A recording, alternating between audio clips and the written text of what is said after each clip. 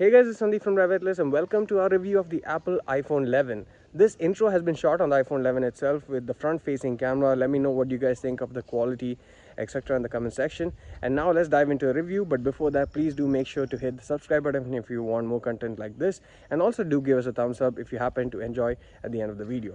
Now let's get started.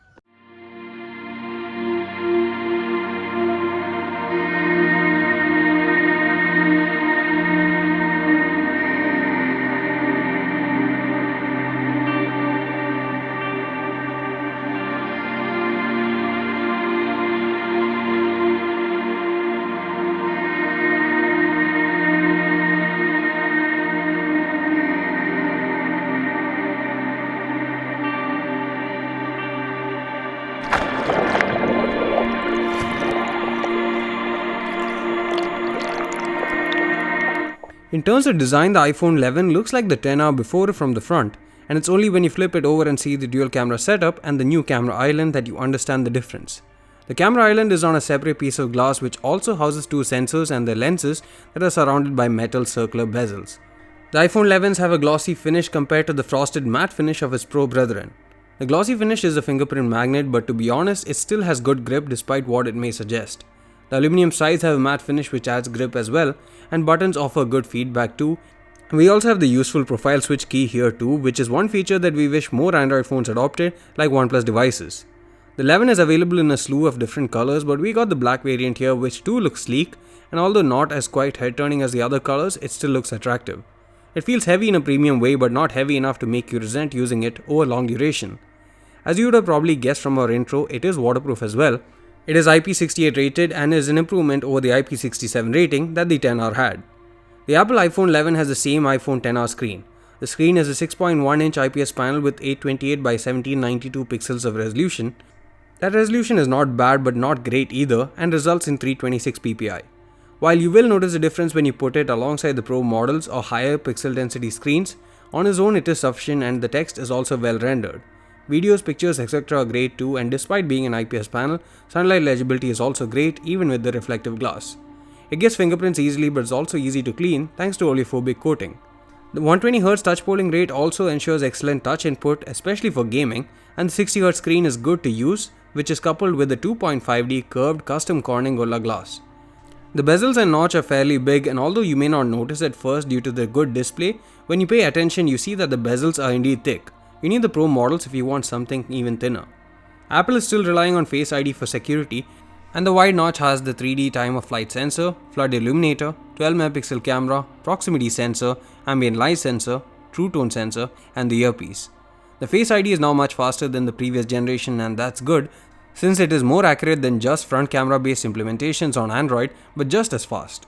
It's also able to recognize faces at more angles thanks to a wider lens, and only thing I wish they allowed was an option to bypass the lock screen altogether like on Android phones. Siri works amazingly well as usual and is very useful if you want to get things done while getting things done. Hope you get what I mean. Apple CarPlay also works and you do need to enable Siri in order to use it. Performance is amazing thanks to A13 Bionic chipset, and it happily ran anything and everything that we threw at it, including Apple Arcade titles as well as heavy multitasking, which the 4GB of RAM did really well at. Of course, iOS 13 did have its share of bugs and glitches here and there, but in no way did we even feel we were close to reaching the limit of the processor or its GPU. You can buy the iPhone 11 in 64, 128 and 256GB storage variants, and it comes with a single SIM slot in terms of a physical SIM, but you also have an eSIM option where you can actually add a secondary SIM through your carrier or operator.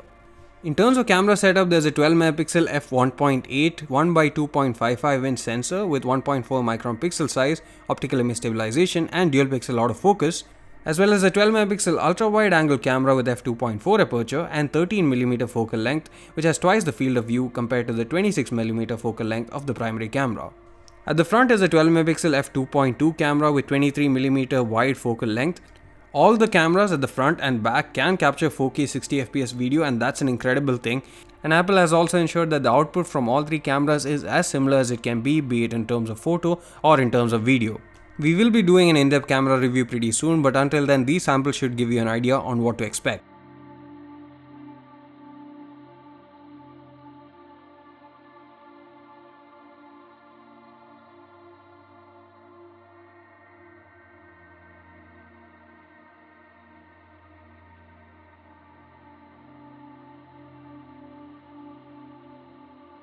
The speaker setup is a stereo implementation where the earpiece is also a loudspeaker itself. Both the speakers give almost identical output rather than other implementations where the earpiece is barely audible and is a stereo experience only on paper.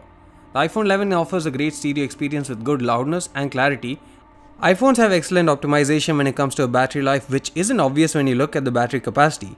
What's usually classified as mediocre or average in terms of battery capacity can be stellar on iPhones. In the case of the iPhone 11, it comes with a 3110 mAh battery to power a 6.1-inch display, which effectively gives around 5 hours of screen on time on a single charge, which is more than what you would expect from an Android phone with similar specifications. I would have appreciated some more screen on time considering the screen resolution, but I guess it will improve with updates. Funnily, it isn't easy to arrive at this figure, and Apple's figures can be misleading unless you know how to correctly calculate it.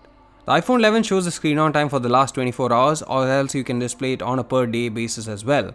The phone calculates the screen on time regardless of whether you're plugged into a charger or not. So in order to work around this, what I did was charge the phone overnight and avoid using the phone after midnight. Once disconnected in the morning, the phone starts counting the use of the screen, and by the time it hits 15%, I take note of the screen on time. It comes with a 5-watt charger, which to be honest is way too slow, and I didn't even bother trying it out. If you have an 18-watt or faster charger, then it'll charge quickly thanks to power delivery support, and it can recharge a bit over 50% in 30 minutes.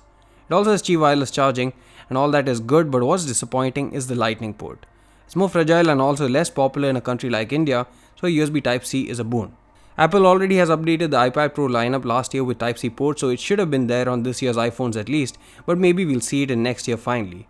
Speaking of next year's iPhones, we'll finally see the notch going away apparently, as Apple might integrate the front-facing camera and the Face ID technology into a smaller bezel like on the iPad Pro, and even the body apparently will go back to having flat sides and chamfered edges like the iPhone 4th generation.